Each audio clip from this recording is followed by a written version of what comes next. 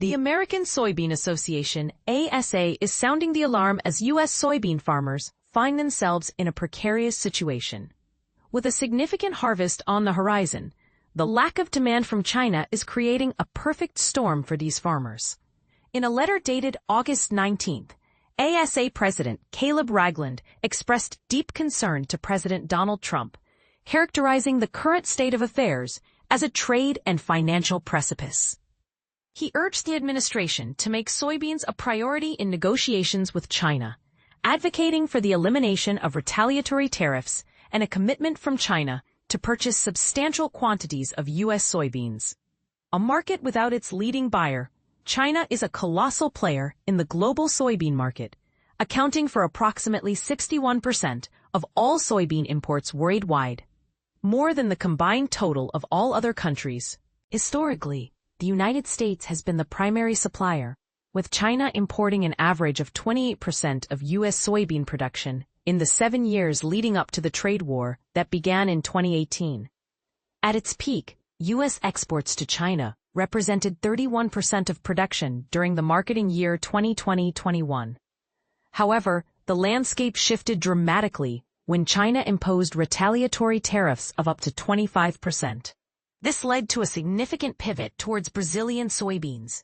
The U.S. Department of Agriculture, USDA, estimates that American farmers faced staggering losses of $9.4 billion annually during the 2018 trade dispute, which accounted for nearly 3/4 of the total losses in U.S. agricultural exports.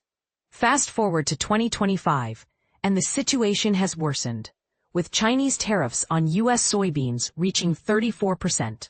While Brazilian shipments face no such barriers, American soybeans are being sidelined once again. The ASA has pointed out that, as of now, there are no new crop orders for U.S. soybeans from China for the marketing year 2025-26, despite the fact that China typically secures contracts for about 14% of its soybean needs before the harvest season. Price pressures and limited opportunities. The absence of Chinese demand is already sending shockwaves through the market. For instance, November 2025 soybean futures plummeted by more than 50 cents per bushel between mid-July and early August, dropping below $10 per bushel, significantly lower than the USDA's estimated production cost of $12.05 per bushel. In the northern plains, basis levels have widened considerably, and there are currently no export orders from the Pacific Northwest. Brazil's increasing dominance in the soybean market further constricts the time frame for U.S. shipments. Typically, Chinese buyers transition from U.S. soybeans to Brazilian supplies around February, coinciding with Brazil's crop entering export channels. This leaves U.S. exporters with a narrow window to sell large quantities, with Brazil expected to produce 42% more soybeans than the U.S. this year, and with volumes nearly matching China's entire annual import demand. The opportunity for U.S. exports has never been more limited. Broader implications on the horizon.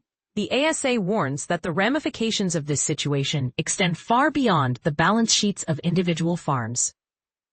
The tightening profit margins are particularly challenging for younger farmers, and the lack of reinvestment in rural communities could have a cascading effect across the 30 states that are the primary producers of soybeans. Given that soybeans represent the highest value agricultural export for the U.S., the decline in export volumes could exacerbate the agricultural trade deficit. The ASA has made it clear, U.S. soybean farmers cannot endure a prolonged trade dispute with our largest customer. They emphasize that securing a trade agreement with China to ensure affordable access to U.S. soybeans is more critical than ever for the future of farmers in the coming years. What do you think? Is it time for the U.S. to rethink its trade strategies with China? Or do you believe the current approach is sufficient? Share your thoughts in the comments.